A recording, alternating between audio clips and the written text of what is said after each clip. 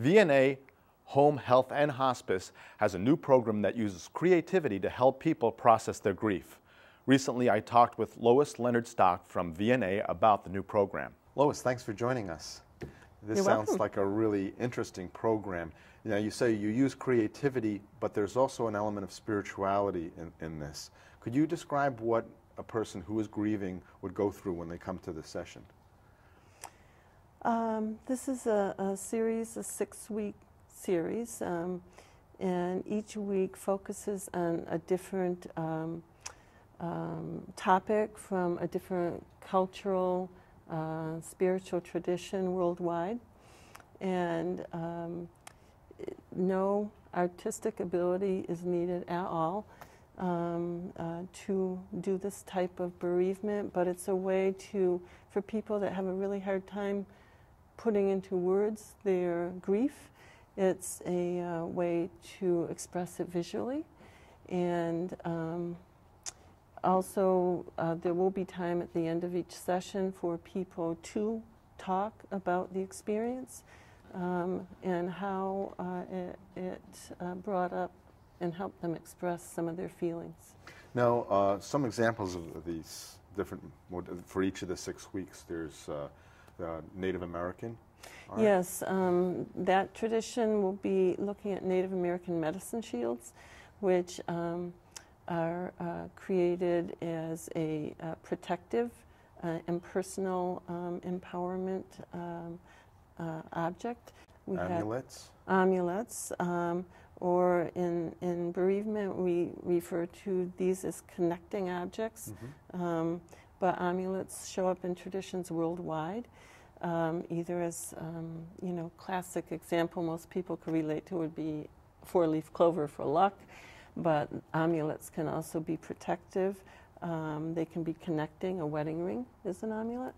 We work with chakras, which are energy centers in the body from yoga philosophy. Masks? Ceremonial masks from cultures all around the world. So creating a ceremonial mask to express one's grief. There's also origami, I think I saw on the list. Yes, too. Japanese culture of paper folding art, and creating a Japanese crane, which is considered a holy creature in the Japanese tradition, and the paper crane symbolizes peace, which everyone that's grieving needs. So when people learn about these things, they're Mm-hmm. learning about some aspect of spirituality, but they also get the hands-on experience of Right. creating some of these Right. themselves and expressing it in that way. Right. How did you come up with this idea to do a group like this? Well, actually, I am currently running a similar group where I work at Spring Harbor Hospital. And I came up with it because I have a background in art. That was my first career. And I've always been interested in spirituality. And now very interested in the art-making process, not so much the end result, but the process as a healing process.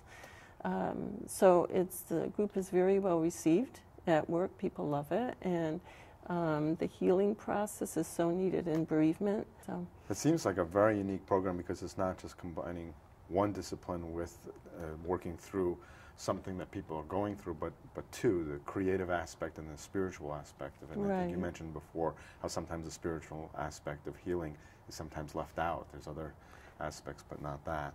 right. How do people get more information about this if they want to learn how to become involved, or they think they know somebody who would benefit from it? Definitely contact Linda Hopkins at VNA, Home, Health, and Hospice in South Portland. She's the bereavement coordinator, and she's available to talk with people more if they have more questions. But we are looking to start the group hopefully in May. Great. So. Great. Well, it'll be good to know how it goes along, but it sounds like a great idea. Thanks very much for joining us. You're welcome.